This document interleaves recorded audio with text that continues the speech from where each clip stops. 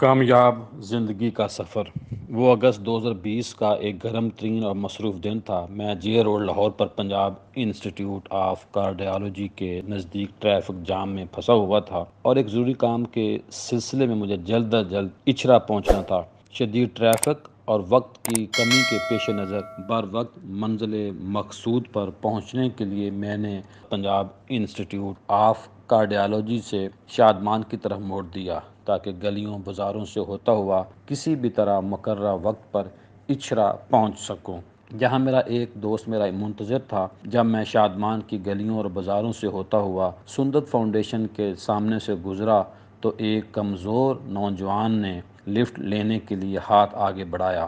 میں نے اپنی موٹر سائیکل اس نوجوان کے پاس روکی اور اس سے اس کی منزل مقصود دریافت کی۔ خوشگوار پہلو یہ نکلا کہ اسے بھی اچھرا ہی جانا تھا، سو میں نے اسے اپنے ساتھ بٹھا لیا۔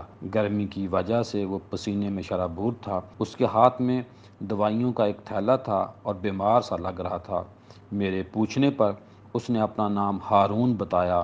جب اس سے بیماری کے بارے میں دریافت کیا تو اس نے بتایا کہ میں 2 سال کی عمر سے تھیلیسیمیا کے مرض میں مبتلا ہوں۔ اس مرض میں مبتلا مریض کو مہینے میں 2 سے 3 مرتبہ خون لگایا جاتا ہے۔ میں سندت فاؤنڈیشن سے خون لگوا کر اور ادویات لے کر گھر جا رہا ہوں۔ سر پر باپ کا سایہ نہیں، والدہ کی کفالت کا ذمہ بھی ہے۔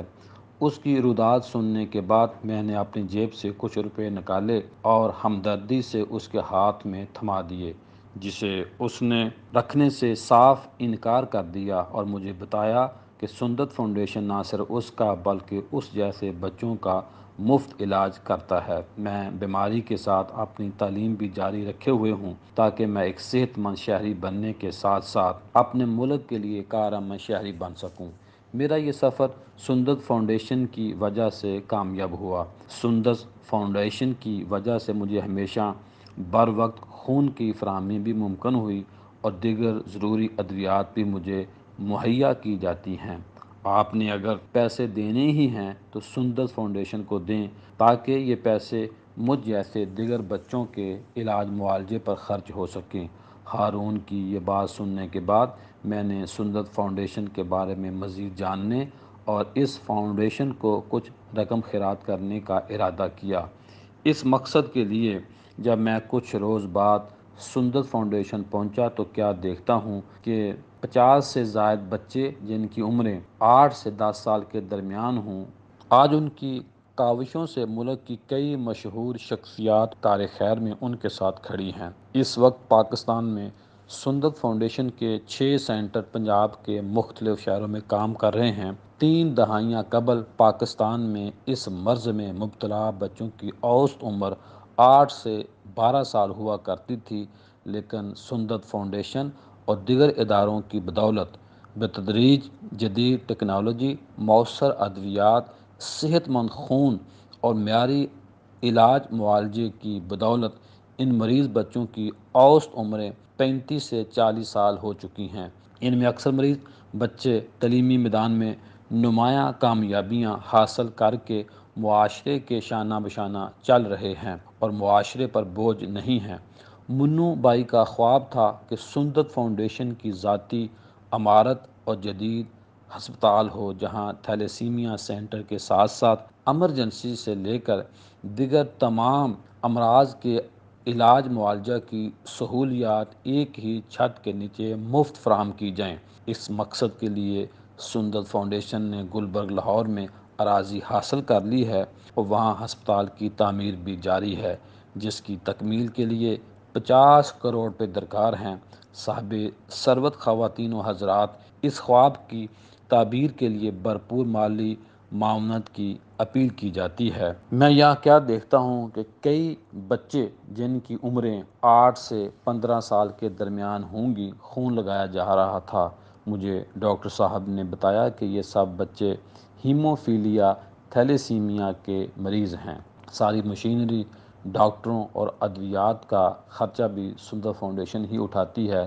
میں سندت فاؤنڈیشن میں اپنی آنکھوں سے ننھی کلیوں کو نئی زندگی ملتے دیکھ کر مطمئن ہو گیا۔ حسب توفیق کچھ رقم فاؤنڈیشن کو خیرات کی اور آج کے دن تک جو کچھ میں کر سکتا ہوں کر رہا ہوں۔ سندر فاؤنڈیشن سوشل ویلفیئر ڈپارٹمنٹ اور پنجاب ہیلتھ کیئر کمیشن جیسے جتنے بھی سرکاری ادارے ہیں وہاں رجسٹرڈ ادارہ ہے۔ تھیلیسیمیا انٹرنیشنل فاؤنڈیشن اور ورلڈ ہیموفیلیا فیڈریشن سے بھی الحاق شدہ ہے۔ یہ ایک فلاحی ادارہ ہے جس کا قیام 23 سال قبل 1998 میں رمضان المبارک کے مہینے میں یاسین خان جو کہ سندر فاؤنڈیشن کے بانی اور صدر ہیں کی کاوشوں سے گجرانوالہ میں عمل میں آیا تھا۔